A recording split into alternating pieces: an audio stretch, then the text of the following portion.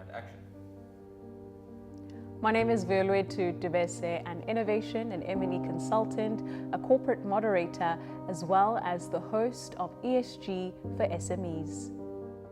ESG for SMEs is a micro podcast engaging in topics and strategies through a lens of consequential engagement to illuminate the utility of SMEs. We're talking conversations in greener pastures. In this episode, let's create a path, a roadmap to the transport industry and its relationship with ESG. Ladies and gentlemen, good evening and a very warm welcome to the Network International Customer Appreciation Gala Dinner, proudly hosted in Johannesburg, South Africa. My name is Vuyolwethu Dubese, and this evening I have been entrusted to serve you as the Program Director to steward the ship as we, Network International, share some incredible market updates with you, our entrusted and treasured stakeholders, to also platform the opportunity to explore new partnerships, and I see in conversation that is already beginning to happen, and also to get the opportunity to map the optimism of the future of South Africa, and particularly in the present times of the new social and political contract of a government of national unity. Very much. Ladies and gentlemen, distinguished guests, a very good morning and a very warm South African welcome to the ABSA Growth Summit 2024, proudly hosted in Johannesburg, South Africa. My name is Vuyolwethu Dubese, and today I have the absolute pleasure to serve as your program director as we engage in critical and consequential conversations of disruption and engage this with key thought leaders, innovators, disruptors, as they are going to chaperone us with their Africa expertise as we are guided under the theme that will serve as a compass in looking into how we could harness strategies that are going to aid us in transforming businesses into disruptive powerhouses. Now, in 2023, the ABSA Growth Summit was industry places itself as key player in the supply of these critical that you heeded. A huge thank you to the Honorable Minister Gwede Mantashe, the Minister of the Department of Mineral Resources and Energy of South Africa, for the keynote address, which is raising to task matters that I believe certainly are going to be at the forefront of many insightful panel discussions, of interactive forums, and that will be taking place over the next few days. Ladies and gentlemen, we are now going to change gears and head into the direction of robust and high-level conversations, which are going to invite subject matter experts. And we also invite you, the delegates on the floor, to contribute to these discussions, as each plenary discussion will have the opportunity for a Q&A.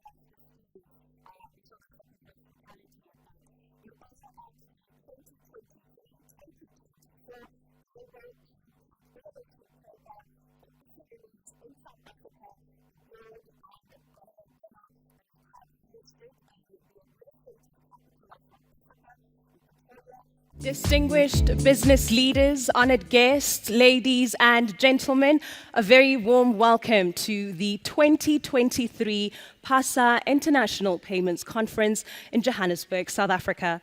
My name is Vuyolwethu Dubese, and I have the astute pleasure over the next 2 days to serve as your Master of Ceremonies as we chase new horizons together, transforming the payments ecosystem through pertinent, local, and global conversations. Now, over the honored guests, ladies and gentlemen, it is my privilege to welcome you to day 2 of the 2023 PASA International Payments Conference in Johannesburg, South Africa. My name is Vuyolwethu Dubese, and it is an absolute pleasure to serve as your Master of Ceremonies today as we continue to explore pertinent themes when we engage business leaders as well as decision makers as it pertains to the payments ecosystem. Day 1 was a day of inflection, scouting opportunities, as well as the challenges when we engage big bets, as well as the key trends within the ecosystem, and forging paths to look at transformation and looking and answering to the call for urgent innovation as we are chasing new horizons together to enable payments to propel us forward as a society as well as an ecosystem. Today is the, ladies and gentlemen, or should I say top women and top men, a very warm welcome to the Standard Bank Top Women Regional Empower Her Conference in Cape Town. My name is Vuyolwethu Dubese, and it is my profound pleasure to be your Master of Ceremonies for today as we not only celebrate Africa Day, but also the African women who are innovators, who are entrepreneurs, who are job and market creators, as well as African organizations like Standard Bank and Topco Media who are forging ahead and supporting these African women and entrepreneurs with interventions like the Empower Her series, which Molweni, or should I say Sanibonani?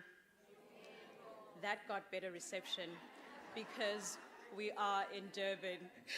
A very good morning and a very warm welcome, ladies and gentlemen, to the Standard Bank Top Women Empower Her Regional Conference in Durban, KwaZulu-Natal, proudly brought to you by Standard Bank in partnership with Topco Media. My name is Vuyolwethu Dubese, and it is my pronounced pleasure to be your Master of Ceremonies and moderator for today as we take our second stop and our second city in the Empower Her series for 2023, where we believe we are equipping female entrepreneurs with the capital, with the network, as well as the resources to be able to scale and impact their businesses as well as their communities. I would like to officially resume the program by observing our protocol and welcoming many of you in leadership within the roles that you serve, and a special welcome to the Honorable Premier of KwaZulu-Natal, Ms. Nomusa Dube Ngube, who will be joining us shortly in the program today. Now, on the 25th, really great. Ladies and gentlemen, top women and top men, a very warm welcome to the Standard Bank Top Women Empower Her Regional Conference in Sun City in the Northwest Province, proudly brought to you by Topco Media in partnership with Standard Bank. My name is Vuyolwethu Dubese, and today I have the absolute pleasure to be a Master of Ceremonies and moderator for today as we have the incredible opportunity to celebrate, to platform, as well as to enable female entrepreneurs across South Africa to give them the opportunity to engage with the capital, with the network, as well as the resources that will hopefully enable you to be able to scale your businesses as well as the stakeholders in your communities as well. I would like to officially resume the program by observing our protocol and welcoming many of you in leadership within the roles that you serve. Now, it would be amiss of me to not mention and wish each and every woman in this room today, and of course those of you who are joining us via live streaming on our various platforms on YouTube, on Facebook, as well as Twitter, a very happy Women's Month. Halala, top women, halala. Now, over the past few Ladies and gentlemen, Sunny Bonani, hello, and welcome to this exclusive event proudly brought to you by Mina iTech. My name is Nompumelelo, and I will be your virtual MC as we embrace innovation at a glance with Mina iTech in all my pixel glory. Had code going to almost 2 decades of being this elite and high performance athlete and transitioning into a serial fintech founder. What did it take and what didn't it take to be able to perform at the level, very level, that you were competing in sports to now being in financial technology? So firstly, I look around this room and I've probably still got, what some of these people have forgotten in the fintech landscape, I probably need to learn very vastly over the next few years. So I think there's a massive willingness from the outset to remove pride. I think when you lose your sense of purpose and identity in that transition period, it's sort of understanding that you're not good at everything. And when you're in that position of being perspective. Absolutely. And we are going to go back to those geopolitical opportunities as well, particularly as we engage in trade and what that would mean for businesses and SMEs across the continent if they are thinking about being effective in trade. I want to swing to you, Boy Dumelo, for this question because Melanie has beautifully sort of laid out that there's multiple ebb and flows when it comes to this macroeconomic outlook and the environment that we're engaging in. But when it comes to financing and SME financing, unfortunately, there's no ebb and flow there. It's just moving at such a glacial speed to close the financing gap. In Africa at present, according to the African Development Bank, there's over $400 billion in terms of the funding gap that exists, and that's almost 50% of SMEs across the continent. Now, we recognize that trade finance as an asset tends to favor corporate businesses over SMEs, and of course, due to risk mitigation and for the institution to really optimize its resources. For ABSA, what is its response in its strategy to stimulate investment and to stimulate growth for SMEs through trade financing?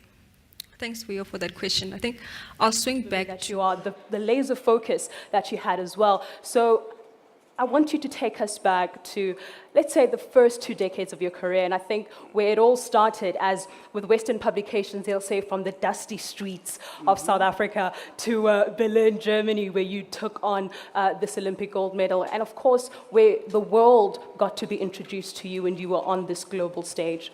Yeah, thanks. Hello, everyone.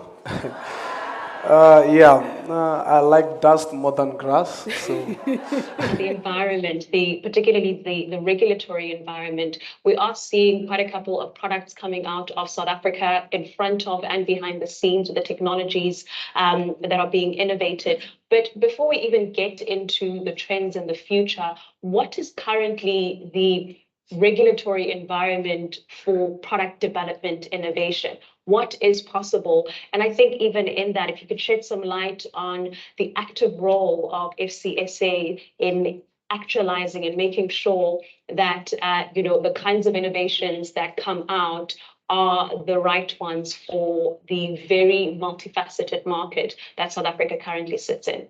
No, thank you. That's a good question. So from a regulatory point of view, amazing things, sweets, peanuts, and all this. And I sort of was able to ask around, and I found my first capital. So at 6 years old, instead of going to a spaza shop, you go to a wholesaler? No, I went straight to the wholesaler because I looked around the spaza shop, prices were not making profit. That's my entrepreneurial journey. Amazing. And I think also with failing, you fail fast as an entrepreneur. I think that's something that you truly learn because there's so much that you can definitely take advantage of. And even with entrepreneurship, as you've mentioned, that it's not just the highs, but it's also the lows. And I think for some people, they prefer to be entrepreneurs and corporate innovators as opposed to entrepreneurship. I don't think there's anyone in this room who actually ran towards entrepreneurship and said, I definitely want uncertainty in my life. But so what is it about the allure of entrepreneurship, and perhaps what still magnetizes you to be an entrepreneur with so much that has happened, particularly in the past 2 to 3 years globally, but also within the region that you operate in Durban? I think I know it may sound strange, but I think to be an entrepreneur in South Africa is actually a blessing and a gift. I would frame it for now. And yes, there is complexity, but our job is to make it simplified. Absolutely, and I think an informed user is definitely an empowered one, and who will know how to use their transactions and how to use their banking experience and make it much more powerful and efficient. I'm going to cross over to Dylan and bring you into this conversation, and looking at 2 points that Aldo had mentioned in his opening remarks, and that is looking at the concept of open innovation, which brings in open data, open APIs. But what this also invites is touching on this point of, particularly in Africa, that cash is still king. And one of the many reasons why technology and using or being a part of the digital economy is so intimidating to many Africans is the component of trust. Right? And how this impacts how you are able to essentially engage and bring forth this future of digital banking. As we call to this future of a digital Africa, how does trust bake into this conversation? Yeah, I mean, it's such a critical question. Sits under the umbrella of AI innovation. The sentiment is usually disrupt or be disrupted. Paint the picture of this disruption. Is it pivoting? Is it integration? Is it incremental innovation? And what is the opportunity cost of not mapping out the value proposition of such disruption for your business? And be done locally instead of importing them. Thank you so much, Vuyo. Thank you, Snowden. And Prof, as we wrap up the conversation, I think we've engaged from a high level, we've engaged the multiple stakeholders who are involved in this process. But my question to you as we close is, what do you say to ordinary South Africans, to ordinary Africans, to the innovators, the aspiring entrepreneurs who want to be active participants in the call to decoupling the economy and the growth that they can contribute to that?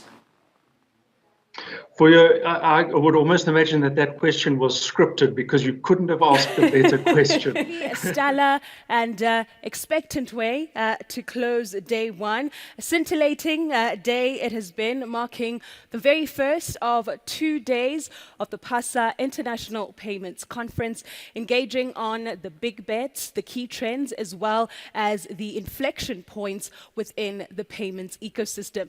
And these that trigger the pivotal role that payments has, is, and of course will continue. That brings us to the end of what has been an awe-inspiring ceremony and afternoon. Congratulations once again to all our finalists and winners in each category.